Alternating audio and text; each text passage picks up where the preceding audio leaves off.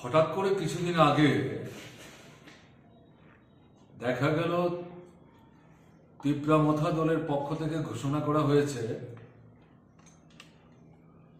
তাদের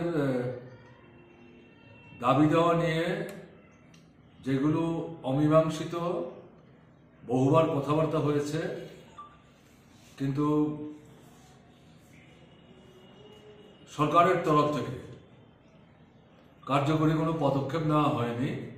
তাই আমরণ অনশনে তারা বসবেন, বিশেষ করে এই তিপ্রামথার যিনি স্রষ্টা। তারপরে দেখা গেল যেদিন অনশন শুরু হওয়ার কথা, ঘণ্টাখানেক সময়ের ব্যবধানেই দিল্লি থেকে নাকি টেলিফোন এসছে অনশন ক্ষেত্র ছেড়ে তাদের নেতা দিল্লি ছুটে গেছে। ঠিক আছে, এটা হতেই পারে। তো কয়েকদিন যাওয়ার পর, সম্ভবত 2 কি 3 তারিখ মার্চে, একটা চুক্তিপত্র স্বাক্ষরিত হয়েছে এবং এটা প্রচারিত হয়েছে। 3টা প্যারাগ্রাফ। এটা অন্যদের মতো আমরাও পড়েছি।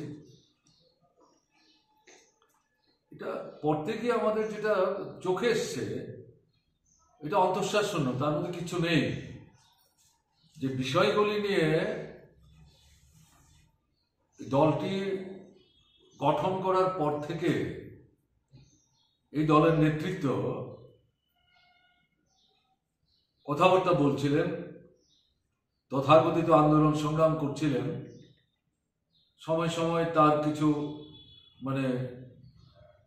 পরিবর্তন, পরিমার্জন হয়েছে দাবির। এই যে সংশ্লিষ্ট বিষয়গুলো, এগুলো এই চুক্তিপত্রের কোথাও উল্লেখ ছিল না। এতে এর বাইরে অন্যান্য বিভিন্ন বিষয় নিয়ে উল্লেখ করা হয়েছে এবং বলা হয়েছে যে বিষয়গুলো নিয়ে অনেকদিন যাবতীয় বেশ কয়েক দফায় সরকার এবং তিপ্রামথার নেতৃত্বের মধ্যে আলোচনা হয়েছে। এখন ঠিক হয়েছে একটা কমিটি তৈরি হবে এবং এই কমিটি এই বিষয়গুলো নিয়ে পরীক্ষা করবে। তার ভিত্তিতে তারা তাদের মতামত, বক্তব্য, পরামর্শ বা এই ইস্যুগুলো সমাধান কি হতে পারে, এই নিয়ে তারা তাদের বক্তব্য জানাবে।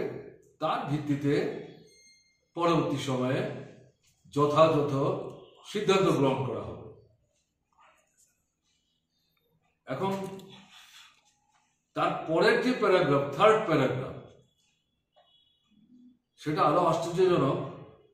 যে এই উপরের বিষয়গুলি নিয়ে যতক্ষণ পর্যন্ত এই যে কমিটি তৈরি করার ঘোষণা এবং তাদের মাধ্যমে এগুলি সর্ট আউট করার কথা বলা হলো, এটা না হচ্ছে ততক্ষণ পর্যন্ত এই আজকে যখন এই চুক্তিপত্র স্বাক্ষরিত হবে তারপর থেকে কিন্তু কোনো আন্দোলন ইত্যাদি করা যাবে।